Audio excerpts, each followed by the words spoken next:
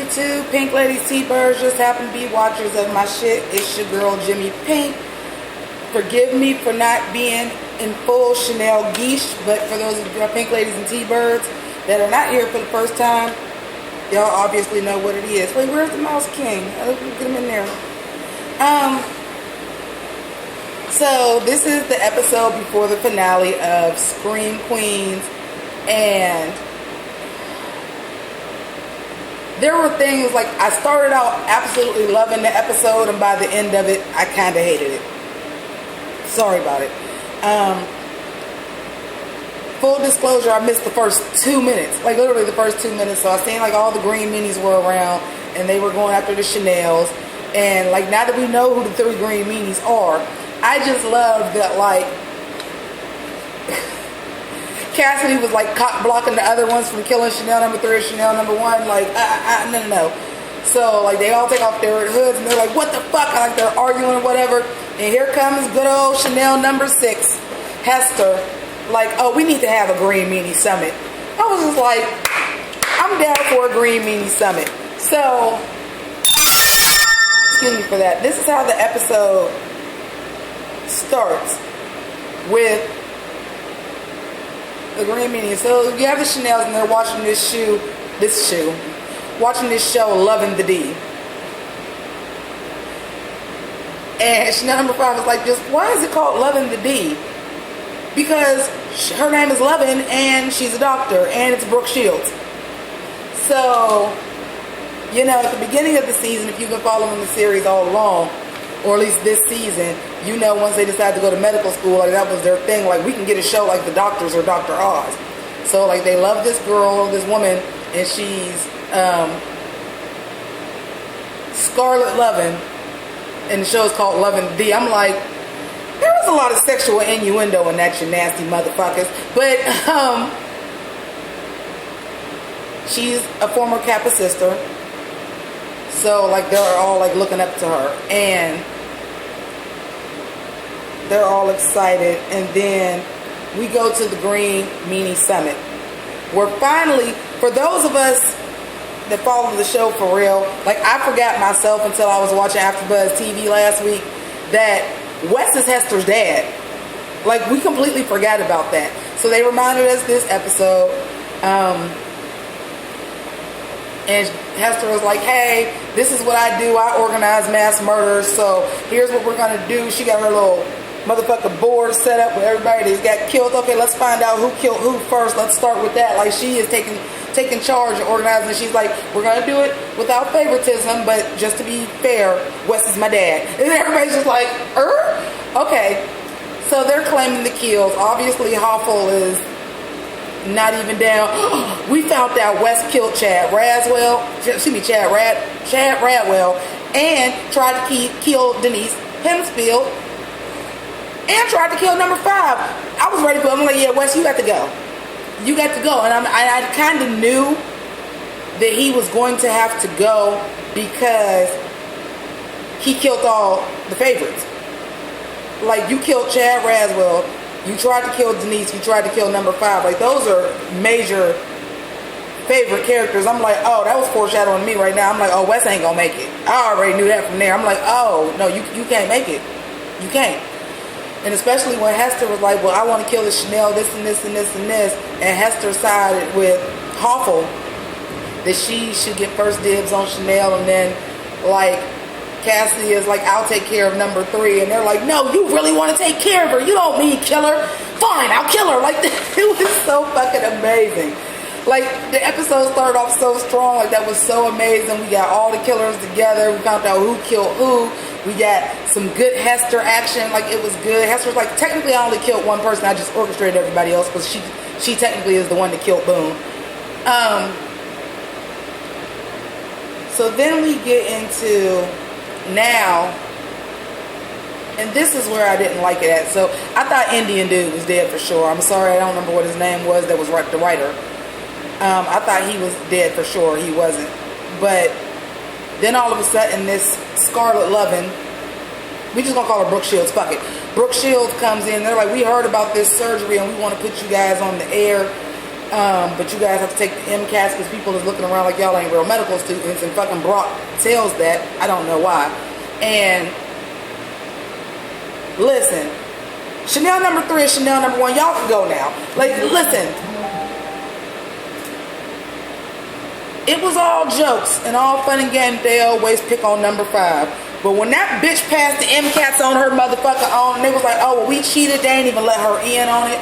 She actually motherfucking just passed the bitch and got a higher score than both of them. And they're just like, fuck it, it ain't about you. You know what? Kill these bitches. I would not even be mad if Chanel number 5 was the killer next season. And this is what I mean about by the beginning of this episode, I loved them. By the end of it, I hated it. Like, once they did the thing and they're like, oh, they're Chanel's a natural this and this and this, and they just offered them Brooke Shields' job after Wes tried to poison Chanel's coffee, but she already ended up, like, I seen that coming. I'm like, well, somebody else is going to drink the coffee. Like, bruh, like, y'all doing an American motherfucker pie where Stifler drank the jizz. Like, I'm like, this ain't even original. This ain't, somebody else is going to drink that. And as soon as I seen Brooke Shields and Chanel having a conversation, I said, okay, well, their coffees are getting swapped and Brooke Shields is going to be dead. But then they offered Chanel's her show. And I'm like, now listen. No, and no, and no. So I guess next season, if it's the next season, it's probably going to be on like a TV studio. I'm not fucking feeling it. Zayday is still captured. She knows Cassidy is there. She knows Cassidy comes in. And Cassidy, if she heard Cassidy come in, didn't you hear number 3's voice and why the fuck you wasn't screaming in? And then number 3, you really thought that he was going to pick his mom over you? I mean, he picked you over his mom, motherfucker. If you willing to murder somebody for your mama, you not picking no pussy over your mama. You understand what I'm saying? And then, like, and then she telling him, well, you know, she has to die. And it started off so strong with the Green Meanie Summit.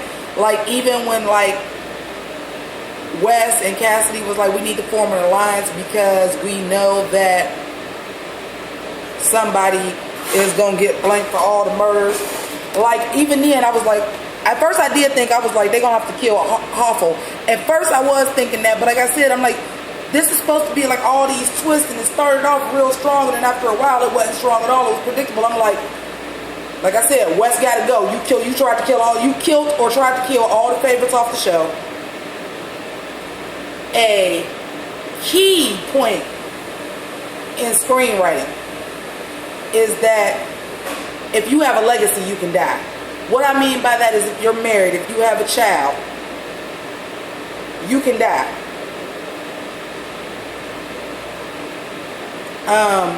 Wes's daughter is Hester. You can die. You're expendable. Because your storyline is, you know, and if you really go back and watch some TV shows and some movies, you'll be like, damn, that is right. It is always the one that's got the husband or the kids or something like that. You're expendable at that point. You can die. Which is probably the reason why they went ahead and made sure to remind us this episode that Wes was Hester's dad. The fact that Hoffel was all set to fry Chanel and then they ended up frying Wes. Why?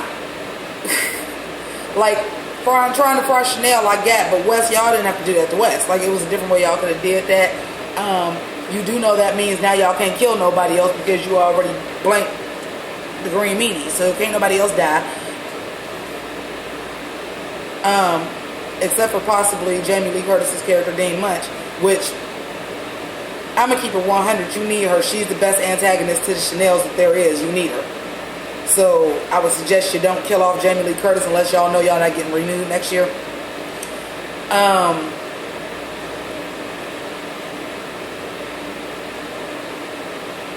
Just mad predictable. Like, the only thing that wasn't predictable for me is Holt still really wanting to kill Chanel. Like, oh no, motherfucker, you use both hands. Like, you really trying to kill me. And she talks to Hester, and Hester turns on that sluttiness. Like, she always wants Chanel's man. She always wants Chanel's man. Whoever Chanel fucking, she wants Chanel's man. And she like, you need somebody that understands murder and starts making out with Holt. But I love Hester. Like, Make sure she don't go nowhere. Like, bring her back. I like it. You know, we didn't get that much about Zayday except for that Zayday now knows Miss Cassidy. I did see on the preview that Denise Hempsfield is like, well, what did I miss? That better not be the last motherfucking shot. She better just be in the episode of the finale, like, a lot. But yeah, we found out a lot.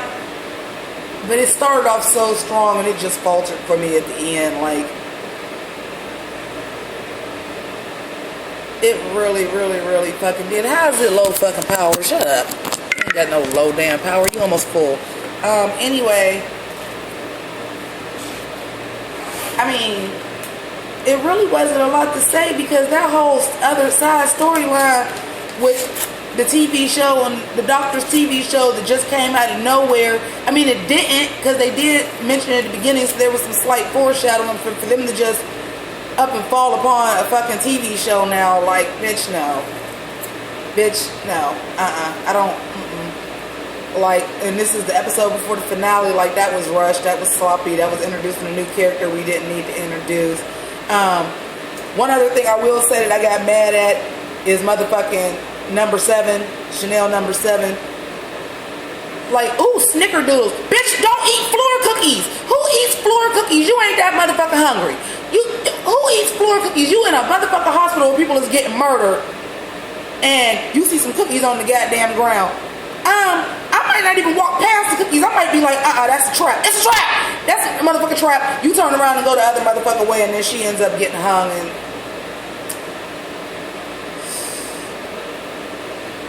y'all let me know what y'all think about this episode. Like, it started off so strong and it just failed for me on so many levels at the end. So hopefully the finale really fucking floors me and slays me. I do want to say shout outs to Kirstie Alley. Bitch, you slayed the house down this motherfucking week. Oh, go suck hot farts. Like, I was just living for her.